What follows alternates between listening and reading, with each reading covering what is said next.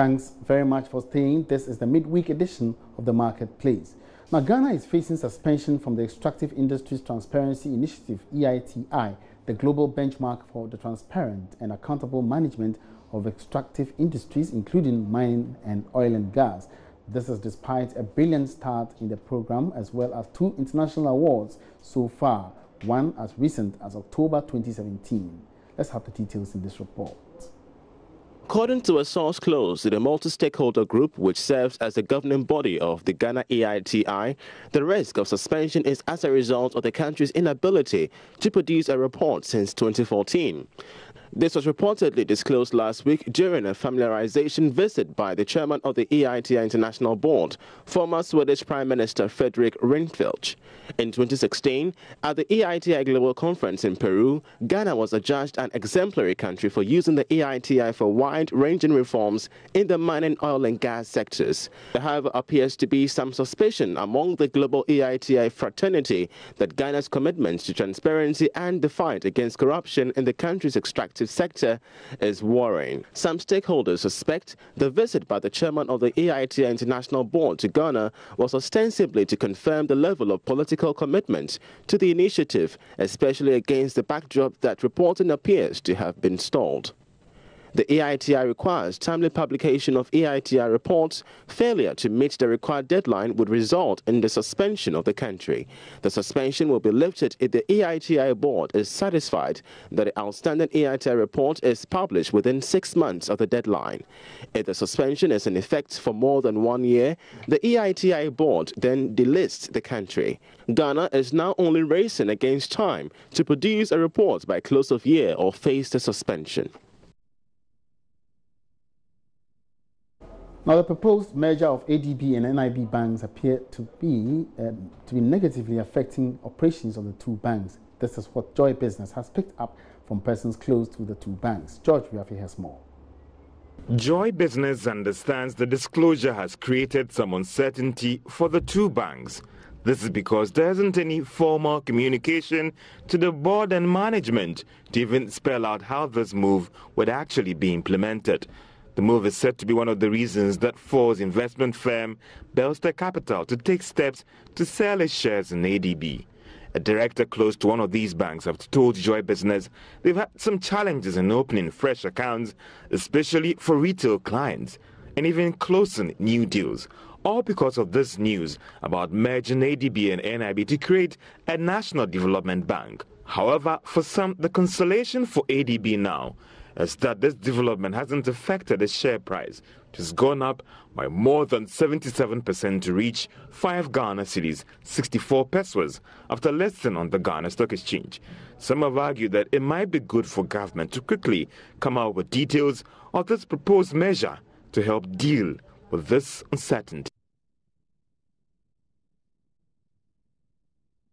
In other stories, the Ghana Standards Authority says beginning from January 1, 2018, all locally manufactured goods in the country would have to be certified before it's sold on the market. Director General of the Ghana Standards Authority, Professor Alexander Ni Otudodu, announced this at the opening of a new office for WA in the Upper West region. He said the rule also applies to foreign products entering the market as well. He said the move is to rid the market of substandard goods. Joy News Upper West correspondent Rafiq Salam reports. The Ghana Standards Authority was established to develop and promulgate standards with the aim of ensuring that high-quality goods are produced in Ghana, whether for local consumption or for exports, to promote standardization in industry and commerce, to promote industrial efficiency and development, and to promote standards in public and industrial welfare, health and safety. In order to fulfill the aforementioned mandate and smoothly to operations, the Ghana Standards Authority opened several offices in some parts of the country. Delivering a speech at the opening of the WA office, Director General of the Ghana Standards Authority, Professor Alexander Ni Otudodu, announced that beginning from January 1st, 2018, all single local manufactured goods will have to be certified before it is sold in the market. And if we find products on the Ghanaian markets that have not been certified by the Ghana Standards Authority as meeting the highest standards that Ghana wants, it only means that those products are not good and they should not be on our markets, and we have to deal with it. From electrical cables to all other products, the population must be protected. You know, we are in a country where a lot of products come in illegally. They compete unfairly with our local business, and at the end of the day, we are in poverty because there is unfair competition. That has to stop, and that will stop. Professor Dodu revealed that his outfit will do everything within its means to ensure that products produced in Ghana are patronized by Ghanaians. As Ghana Standards Authority, we are going to champion the Made in Ghana, the Buy Made in Ghana goods campaign. We had one last week in Accra. We'll be coming to the Upper West region and going nationwide. Ghanaians must buy Ghana, Ghanaians must wear Ghana, Ghanaians must believe in Ghana. For the Upper West region especially, we want to work with the NBSSI to look at how to promote exports from the region to the wider world.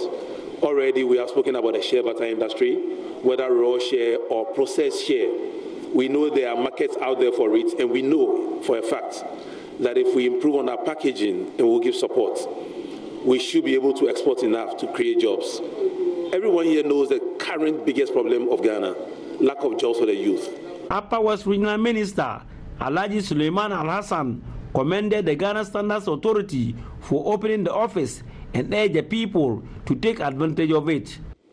I also want to urge the public, especially the people of Upper West region, to see the opening of this office as a blessing and not as a harassment of a sort to their businesses. The opening of this office is aimed at making our produce more competitive within the nation and even beyond the nation. Chief Director of the Ministry of Trade and Industry, Dawaranova Baika, spoke about the export development policy of the government. If, for example, we take away oil imports, Burkina Faso is the major trading partner of Ghana, and we share border with Burkina Faso. So why can't we produce things in Wa and surrounding areas and just send across the border to sell to our neighbors? And that is why you see a lot of the big trucks that are coming into this country going all the way to Tema. But we could provide some of the things that they go to Tema to buy. So it is an opportunity for us to look into it. Reporting for Joy News, Rafiq Salam.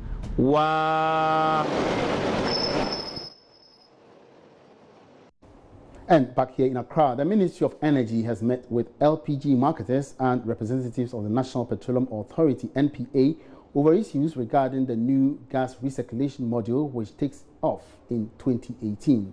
So far, there have been some major concerns by members of the LPG Marketers Association who argue the new module will deprive them of their jobs. We now cross over to the Ministry of Energy, where the meeting was held, and our man Charles EITI is standing by to bring us up to date with some of the issues. Now, Charles, if you can hear me, what were the concerns of the LPG marketers?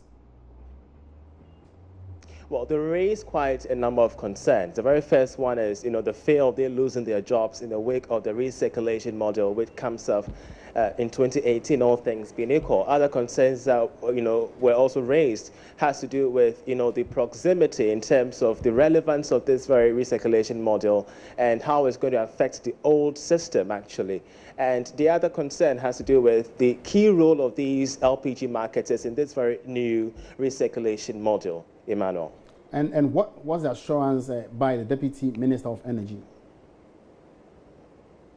Well, actually, it wasn't an assurance, but, it was a consensus reached on specific, policies in terms of the way forward related to this very new policy, the recirculation model at that. And, of course, the key consensus has to do with a pilot program that is going to see the old system, merge in line with the new system come next year. The other consensus reached is for the timing of this very new recirculation model to be extended for at least a year so that the LPG marketers get to know what exactly is on the ground. They, get themselves updated on this very new model. And the very last one is an assurance by government to these LPG marketers of the need that they're not actually going to be losing their jobs in the wake of this very new circulation model. So it was kind of an agreement, a slight agreement between the LPG marketers and that of government, because the Deputy Minister for Petroleum, Dr. Mohammed Amin Adam, has also stated that, you know, the various LPG marketers who previously embarked on a strike action against this very model have currently called off their strike action after the consensus was reached. So it's kind of an amicable agreement between both sides of the party. That to me as a very encouraging news to the LPG marketers. But one of the major concerns of the LPG marketers was to identify the exact role they are going to play when the new recirculation model finally takes off in full. That is in the advent where, or the event where the previous one is finally phased out. What role are they going to play in the new model? Absolutely. This very concern was also raised, as I earlier on stated. And of course, the Deputy Minister has stated that the existing implementation committee, the committee that has been set up to facilitate the implementation process of this new model, is going to be sitting down with these LPG marketers, representatives of the LPG marketers, to churn out the best ways by which they could engage their services in the wake of this very new model. So, their role isn't going to be displaced, absolutely, but of course, it's going to be a rearrangement of specific policies that is going to see them come together to make sure that the recirculation model is not going to have them fizzle out. All right, thank you very much, Charles. But before you go, what other developments came up? Well, after this very meeting, intense one, over 1 hour closed-door meeting, we got in touch with some of the the LPG marketers who tell us that, I mean, they are not in for the talks, but they are in for the action. So in as much as the Deputy Minister on the part of government is giving these assurances and the fact that a consensus has been reached, they are still looking up for their concerns to be met in very full time, and of course, they're also about to set specific timelines as to when they're expecting these concerns to be reached. Because, I mean, governments could give all the promises, but when it comes to the implementation, per their concerns, this has to do with the actions and not necessarily the talks.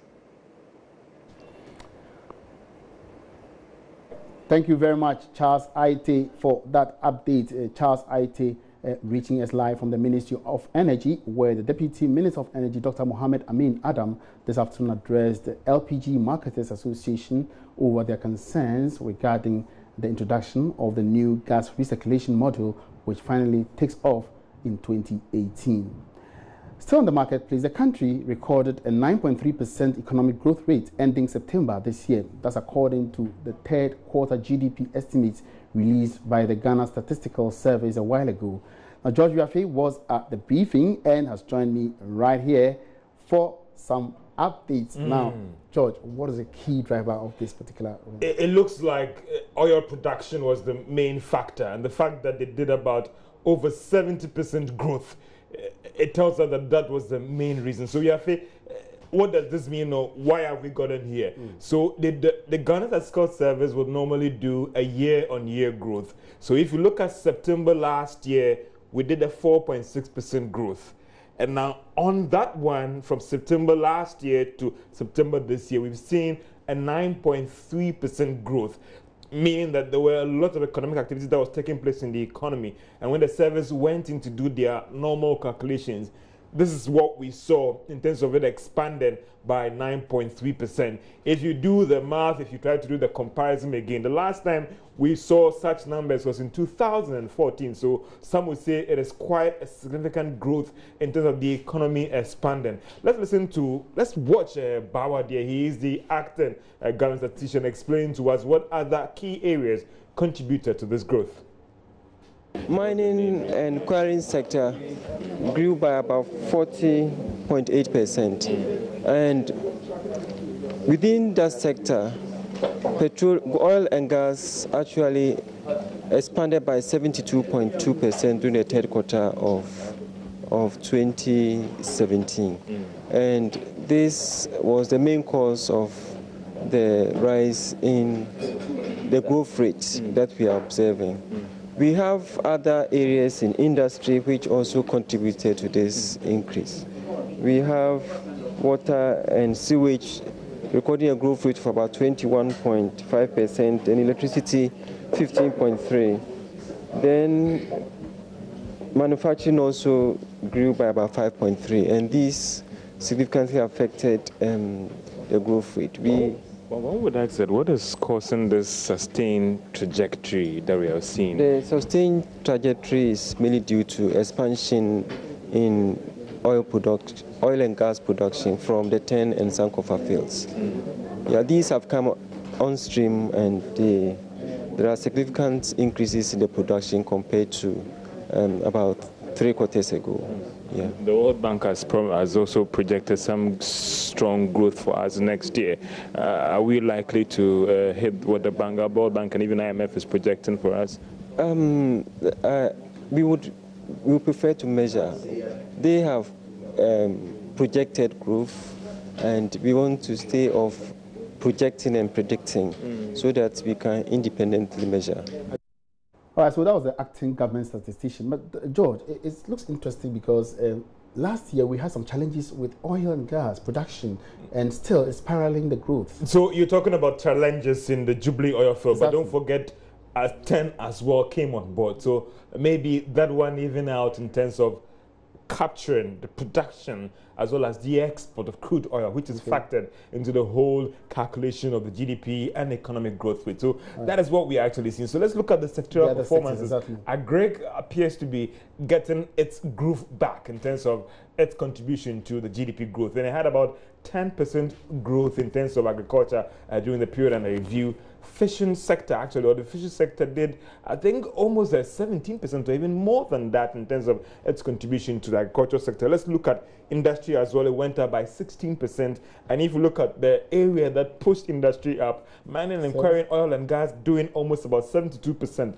Services sector, it looks like Agric has overtaken services in terms of its contribution to GDP. And it looks like some have said that if you really want to grow the economy, then grow Agric, because that is where it employs a lot of your populace, so that you have a situation where you have a jobless growth. The services sector did about 5.7% in terms of its contribution to the overall economic growth rate for the economy. That's good news. But what is the country worth by way of monetary terms? Worth, you're looking at a little over 200 billion Ghana cedis. So that's how Ghana is worth. That could compare to the value of some of these companies on Wall Street and even suburbs in US and all those things. So it looks like we need to do more to still expand the economy. All right, thank you very much, Thank George, you so much, Yafi. Update. And that was George Yafi. Now, in other news, Commissioner of the National Insurance Commission, Justice Yaufori, has disclosed to Joy Business they are currently working to close down some insurance companies by the end of this month. This is due to the inability of this firm to meet existing minimum capital requirement of 15 million cedis. Justice Ofori disclosed this in an interview with Joy Business.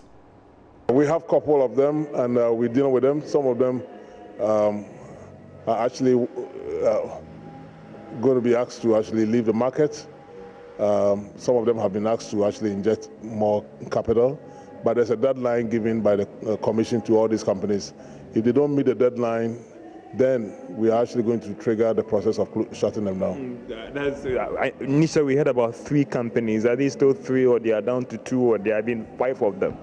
It's around maybe 1, 2 companies. So, yeah. And have they gotten to that stage where is it by the end of this year that if they don't actually meet these new levels, existing levels, then the process will start to withdraw their license? Yeah, we've actually, I think there's one company we've already triggered the process of shutting them down.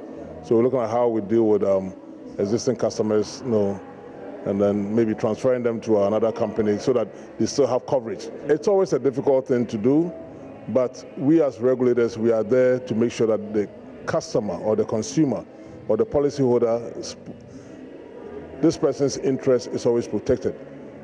So in as much as sometimes it's difficult, and we don't want to close down companies because people are employed, their families depend on them and other things. So shutting down a company is a very big problem, looking at the economy. We don't want it to happen. But at the same time, if people are not doing well, or companies are not doing well, taking care of the interests of policyholders, we as regulators are supposed to step in and make sure that they are well secured. Now, in this same report, the insurance expert Edgar Redu is challenging the regulator over the planned closure of the insurance company in question, or the insurance companies in question. Edgar Redu tells Joy Business the National Insurance Commission has not got the legal mandate to carry out the action. He's with me right here in the studio to really clarify this assertion. Edgar, why are you not sure that, or why do you say that the Insurance Commission hasn't got the mandate? Not that it hasn't got a mandate, but the particular line of action that they are taking is wrong. Okay. You see, first of all, we need to understand the concept behind capitalization. And if we get to understand what capitalization is all about, then we begin to zero down to what's the issues we're talking about. You want to ask the Commission, what is the basis for the increase in capitalization?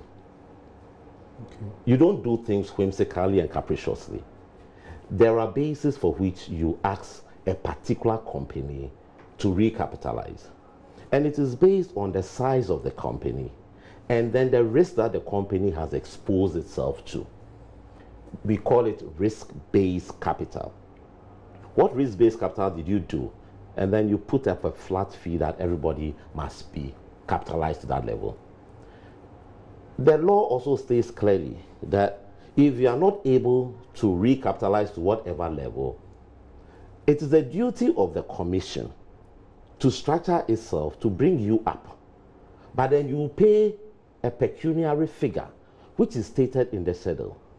Issues relating to revocation of license has nothing to do with recapitalization. Section 176 of the Act tells you the circumstances under which you can revoke an insurance company's license, and recapitalization is not part of it. Now, but I believe one of the reasons why it wants to recapitalize is to ensure that insurance companies have the capacity to underwrite huge risks. It is not. It is not what he wants. It is what the law says. But that's the regulator. And that is, yes, the regulator. The law says that you should do this based on the size of the company and the risk that the company has put himself into. So let me give you one little example. You don't expect that someone who is insuring Tema Oil Refinery, well over $500 million, somebody who is insuring Tico 3, Tico 2, somebody insuring Abuasi Tema Plant, to have the same capital as someone who is insuring many vehicles.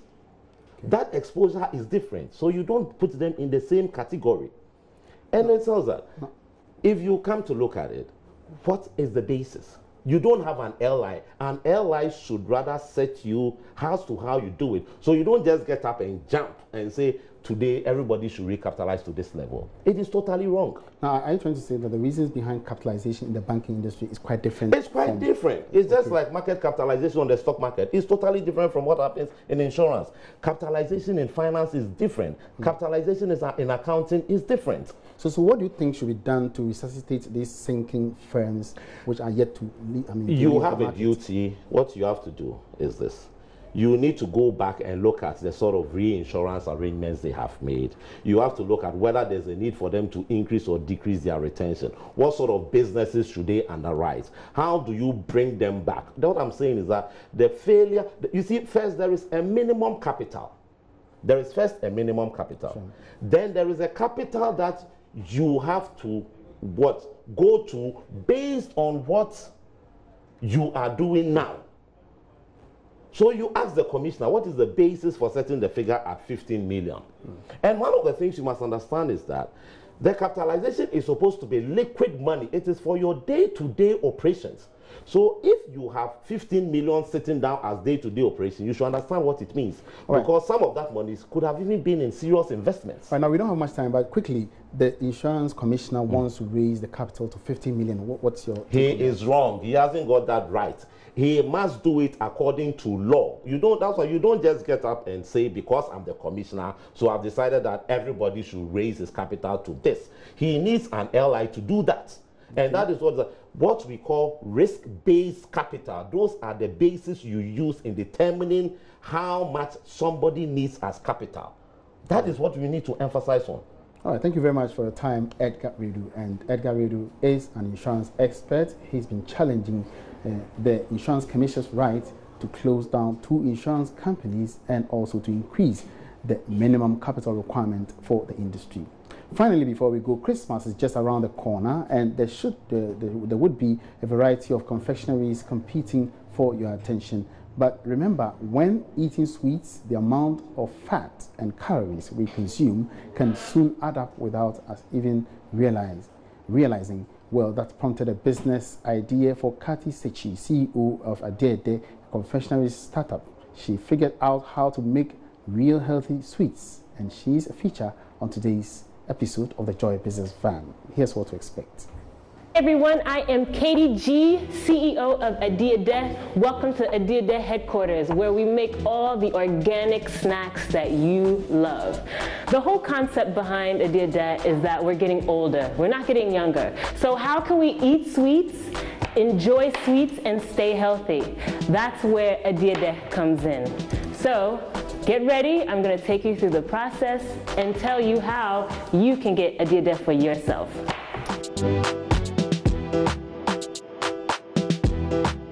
KDG Sechi is an entertainer with multiple skills. She can sing, she can write songs, she's a voiceover artist, and she loves to be called KDG. Yes, just that.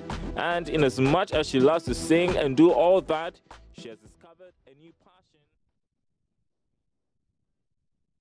All right, so you catch the full report on the Joy Business Fund later tonight at 5 p.m. My name is Emmanuel Abuaji. This is where we draw the curtains down on the marketplace. Good afternoon.